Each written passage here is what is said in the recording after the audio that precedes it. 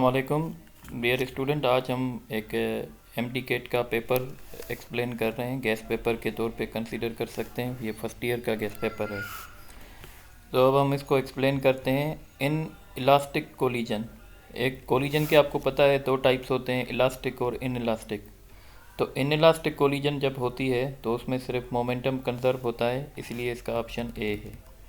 दूसरा सवाल है the area under velocity time graph.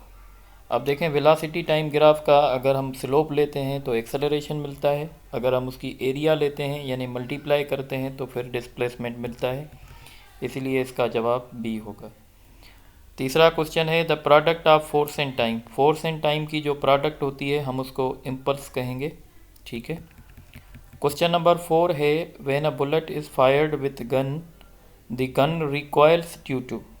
तो ये आपको पता है कि जब हम कोई बुलेट गन से फायर करते हैं तो गन पीछे की तरफ रिकॉयल होती है, वो इसलिए ताकि मोमेंटम को कंजर्व कर सके। क्वेश्चन नंबर 5 जो कि एक न्यूमेरिकल है, a stone is release from a cliff and takes 4 second to reach the ground the height of clip.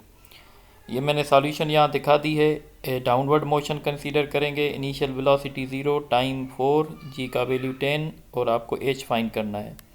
Second equation use करेंगे, जब आप इसमें वैल्यू सब्स्टिट्यूट करेंगे तो आपका जवाब 80 मीटर आ जाएगा, ठीक है। इसलिए इसका ऑप्शन ए है। और वैसे भी जो बच्चे मेरे पास पढ़े हैं तो मैंने उनको बताया होगा कि अगर 3 सेकंड ले रहा है तो 45 है, 4 सेकंड ले रहा है तो 80 है, 5 सेकंड ले रहा है तो 125 है, इस तरह से। दूसरा सवाल है question number 6, a truck start from rest and accelerated uniformly if it covers 18 metre in 5th second of its motion, find the acceleration. अब ये फार्मूला मैंने अपने बच्चों को बताया था जो मेरे पास पढ़ते हैं, वैसे भी ये फार्मूला बहुत कॉमन है। Distance covered in nth second का फार्मूला 1/2a 2n-1 होता है।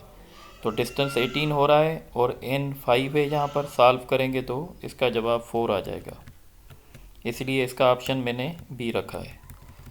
क्वेश्चन नंबर 7 है which of the following pair of angle will produce the same range. तो ये भी टीचर्स या मैंने आप लोगों को बताया होगा कि अगर दो एंगल्स का सम 90 होता है तो उन दोनों पे रेंज सेम होती है। तो हमें ऐसा पेयर देखना है जिसका सम 90 हो, तो वो ऑप्शन बी में है। क्वेश्चन नंबर 8 है eight which angle the range and height of projectile becomes equal. तो एक पर्टिकुलर एंगल होती है जहाँ पे रेंज और हाइट न्यूमेरिकली इक्वल होते हैं और वो 76 डिग्री होती है, ठीक है। क्वेश्चन नंबर 9 है a projectile is throne upward with an angle 60 degree at highest point it's kinetic energy. तो ये फार्मूला मैंने क्लास में लिखवाया था, जो बच्चे मेरे पास एंट्री या क्रैश करके आए हैं, कि initial kinetic energy multiplied by cos square theta. और यहाँ पे जो एंगल दी गई है 60 डिग्री, कॉस 60 का वैल्यू 1/2 होता है, स्क्वायर करेंगे तो 1/4, इसका मतलब है 1/4 ऑफ इनिशियल हो जाएगा।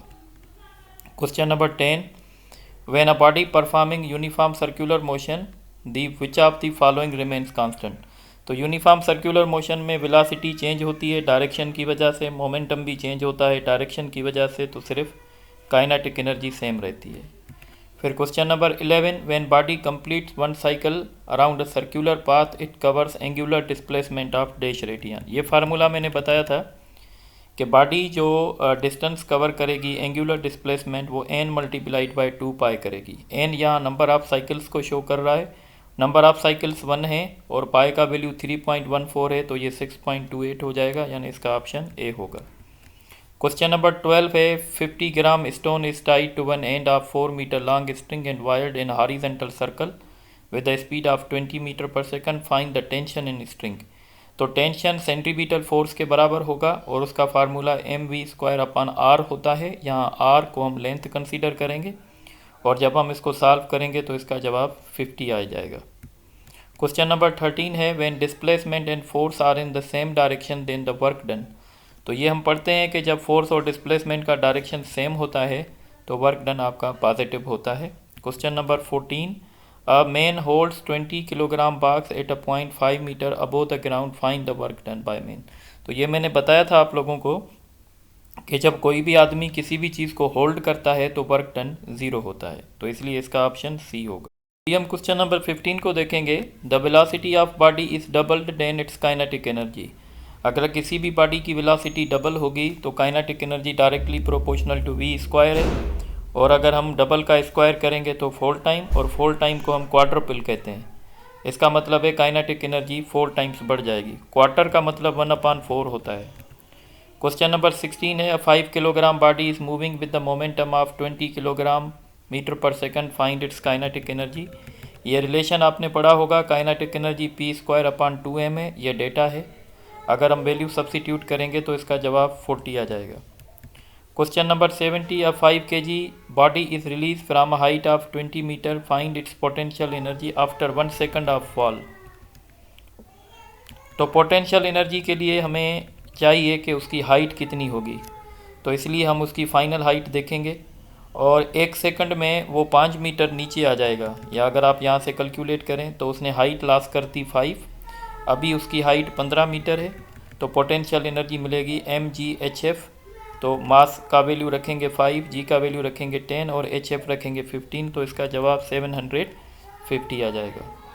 ठीक हो गया, इसलिए इसका ऑप्शन बी होगा। Question number 18, which of the following is not a conservative force. Conservative force आपको पता है कि 3 तरह के कंजर्वेटिव फोर्स होते हैं, ग्रेविटेशनल, इलास्टिक, इलेक्ट्रिक, जबकि फ्रिक्शन एक कंजर्वेटिव फोर्स नहीं है, इसलिए ऑप्शन इसका डी होगा।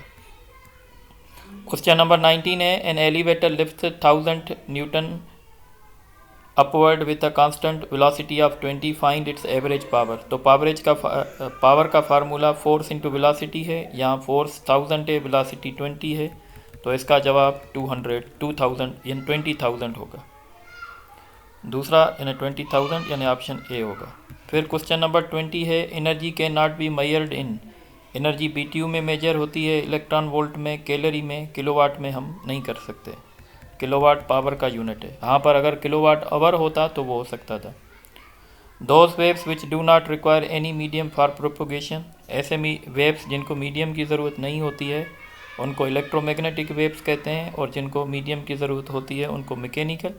लिहाजा यहाँ पे कह रहा है डू नॉट रिक्वायर्ड मीडियम, इसलिए इलेक्ट्रोमैग्नेटिक वेव्स होगा। Question number 22, speed of sound in air is independent of. तो साउंड की जो स्पीड होती है एयर में वो टेम्परेचर पे डिपेंड करती है, ह्यूमिडिटी पे भी डिपेंड करती है, इसलिए प्रेशर पे डिपेंड नहीं करती, ऑप्शन सी होगा। Question number 23, the speed of wave is double then its frequency. हाँ, ये बात मैंने क्लास में भी बताई है, बहुत इंपॉर्टेंट है कि वेव की स्पीड और फ्रीक्वेंसी आपस में कोई रिलेशन नहीं रखते। अगर हम फ्रीक्वेंसी को डबल करेंगे स्पीड पे कोई फ़र्क नहीं पड़ेगा। Question number 24, time period of simple Bob is independent of. तो टाइम पीरियड का फार्मूला आप जानते हैं, T=2πL/g है। इसका मतलब है इसमें मास नहीं आ रहा और एम्पलीट्यूड नहीं आ रहा, तो बोथ ए एंड बी होगा। Question number 25, Doppler's effect is associate with the change of dash sound wave. तो डॉपलर्स इफेक्ट में हमेशा जो चेंज होती है वो फ्रीक्वेंसी, इसलिए इसका ऑप्शन सी होगा। हाँ, अगर कहीं पे वेवलेंथ भी लिखा हुआ है तो वो भी हो सकता है। Question number 26, 40 centimetre long string is tied between 2 ends and vibrates in 4 loop, find its wavelength. तो वेवलेंथ का जनरल फार्मूला λn = L/2n है। यहाँ लेंथ 40 है और n का मतलब होता है हार्मोनिक्स, और जितने लूप्स होते हैं उतने हार्मोनिक्स होते हैं, तो लिहाजा इसका जवाब 5 होगा। क्वेश्चन नंबर 27 है, captain observe that 25 waves are crossing at a point in 5 second, if speed of wave is 500, find the wavelength. अच्छा, जो मैंने पेपर ग्रुप्स पे शेयर किया था वहाँ पर 150 था, पर ये हकीकत में यह ऑप्शन 100 है। अब अगर आप देखें तो पहले हम फ्रीक्वेंसी कैलकुलेट करेंगे, number of cycles divided by time. तो टोटल वेव्स क्रॉस कर रही हैं 25, टाइम है 5, तो फ्रीक्वेंसी 5 है। अब वेवलेंथ कैलकुलेट करेंगे, वेलोसिटी डिवाइडेड बाय फ्रीक्वेंसी, तो इसकी वेवलेंथ, ये मैंने यूनिट गलत लिखा है, इसकी जो वेवलेंथ है वो 100 मीटर है। Question number 28, the phenomena in which frequency of external force matches with the systems natural frequency, तो हम इसको रेजोनेंस कहते हैं। इस तरीके से मैंने ये आपको सारा पेपर जो है एक्सप्लेन कर दिया है, और मेरी ये कोशिश थी कि आपकी थोड़ी रिवीजन हो जाए। अब हो सकता है कि एंट्री टेस्ट में सेम क्वेश्चन आएँ या इससे रिलेटेड आएँ, या हो सकता है आपके कॉन्सेप्ट थोड़े से रिवाइज हो जाएँ, तो आप इनको खुद भी देखें और आगे शेयर भी करें अपने दोस्तों में। लाजमी आपके पास एक दिन ही है, जितना शेयर कर सकते हैं आप इनको करें। तो थैंक यू। थोड़ी देर के बाद मैं इंटर का पेपर भी इसी तरह